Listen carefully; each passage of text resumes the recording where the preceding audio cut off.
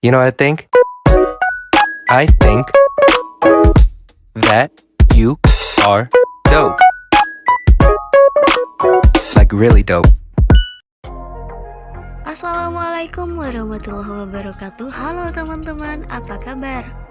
Nah, pada video kali ini kita akan menganalisis puisi marginal yang berjudul Di Bawah Selimut Kedamaian Palsu karya Wiji Tukul. Nah, sebelum lanjut pastikan teman-teman sudah like dan subscribe channel YouTube ini supaya saya lebih bersemangat untuk membuat konten-konten berikutnya. Selamat menonton. Sebelum kita menganalisis puisi karya Wiji Tukul, teman-teman tahu tidak siapakah Wiji Tukul itu? Kalau belum tahu, simak terus videonya ya. Wiji Tukul merupakan salah satu sastrawan, aktivis, serta pejuang HAM yang sangat terkenal di Indonesia. Pria dengan nama asli Wiji Widodo ini merupakan tokoh penting saat melawan penindasan rezim Orde Baru. Melalui puisi-puisinya, Wiji Tukul dengan berani menyuarakan kritikannya terhadap pemerintah. Pria kelahiran Solo 23 Agustus 1963 ini lahir di lingkungan keluarga yang sederhana. Ayah Tukul berprofesi sebagai penarik beca, sementara ibunya terkadang menjual ayam bumbu. Lahir dan besar di lingkungan kaum marginal membuat Wiji Tukul peka terhadap keadaan serta masalah-masalah sosial, sehingga hal ini seringkali menginspirasi Wiji untuk menulis puisi-puisi yang dekat dengan masalah-masalah di kehidupan masyarakat.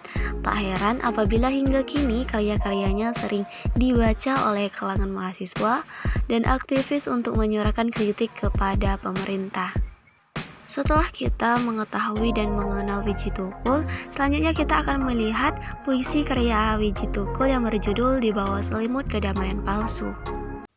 Apa guna punya ilmu kalau hanya untuk mengibuli? Apa gunanya banyak baca buku kalau mulut kau bungkam melulu?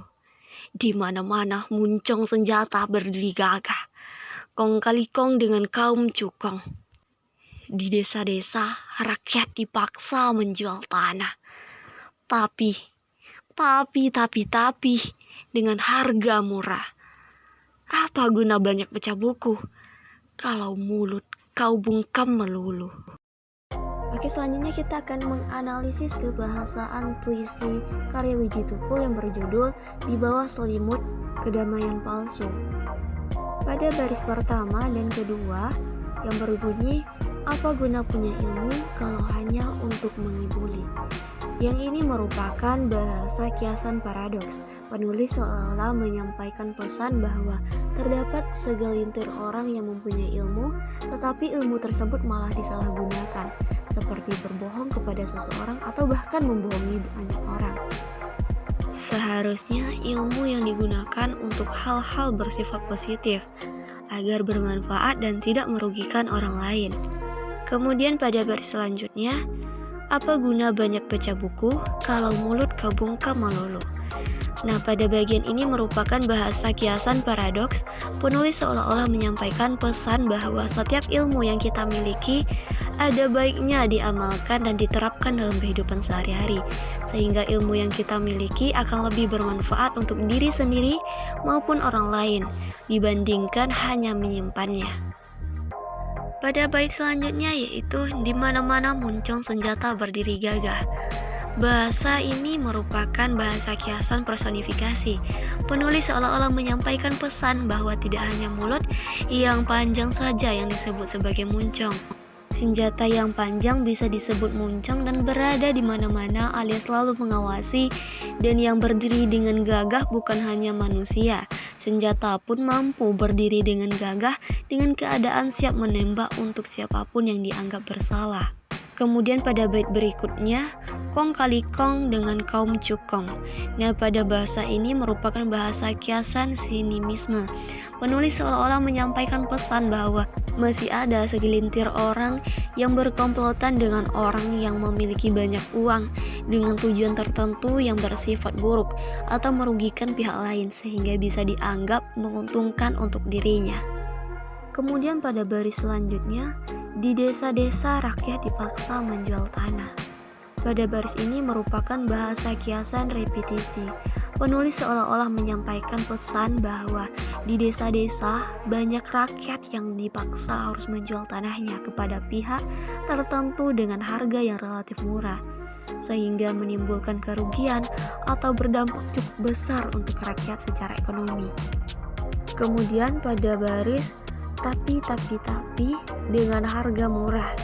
Pada bagian ini merupakan bahasa kiasan pleonasme.